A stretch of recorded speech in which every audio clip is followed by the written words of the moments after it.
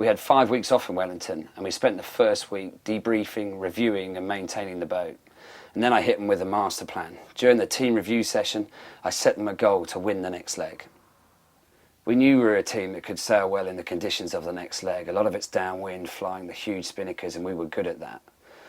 So I gave them a couple of weeks off to go away and rest, and then I brought them back 1 week earlier than all the other crews so that we could train and prepare on our own without anyone looking over our shoulders. It's going to be an interesting one, though. I mean, anything could happen here. Anybody could take top spots, and sure as hell we want to, that's for sure. During that last 2 weeks, we were getting up at 6:30 in the morning to go circuit training together. At 7:30, we were having breakfast together. 8:30, we'd walk to the boat. And one team would be off servicing the equipment twice. Another team would be off checking every stitch on every sail, making sure that nothing was going to let us down. Bill and I were off doing our navigation and weather piece. I mean, Bill even lynched the local ferry captain who was driving the ferry between North and South Island in New Zealand to find out what the currents were doing in the Cook Strait. We wanted this so bad. I'll see you in Sydney first. We're going to welcome in 11 boats. Bring us cigars. Got them. Not to be opened until we get in first. Otherwise I'm taking them home. Finally, the day of reckoning arrived. To save weight, crew members on Team BP climbed aboard with just the clothes they were standing up in and a toothbrush.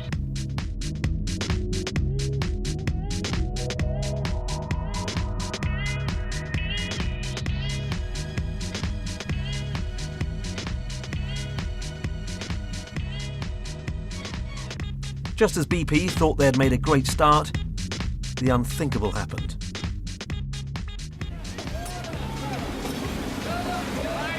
In a rapid manoeuvre to avoid a collision, watch leader Tony Botterill was hit by the boom and slammed down into the cockpit. I thought, that's it, it's all over. Tony looked like he was in a bad way, and I remember leaning over the wheel and calling down to them, mate, how bad is it?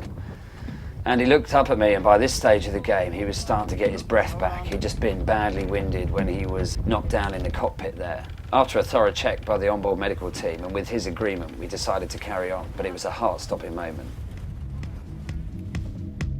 It wasn't going to be an easy battle to win. Competition within the top three was fierce, each pushing their crews and equipment to the limit, sometimes a little too much. BP Explorer ripped one of their spinnakers, a sail that could prove critical to their success in the leg.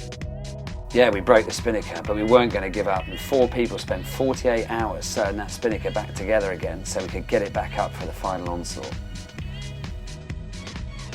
As BP fought to keep second place, hopes for the leading boat were fading. In the final approach to Sydney, the tables turned. The leaders fell into a wind hole, closely followed by BP. The following boat, LG, avoided the hole and sailed into first, but BP weren't giving up. I instructed Paul Dockrell to get after them and put them under pressure, and he gained us enough speed that we got the advantage through a manoeuvre, and then it was a very, very long drift to the line.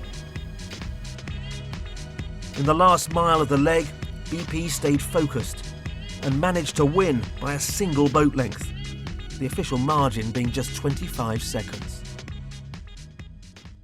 Firstly, having a clear, attainable and shared goal was paramount. We were all keyed into that. Secondly, perfect preparation prevents poor performance, and we certainly went to the nth degree in Wellington to achieve that. Thirdly, a big philosophy of quitters never win and winners never quit, and that's plain and simple, and we certainly remembered that when the spinnaker came down.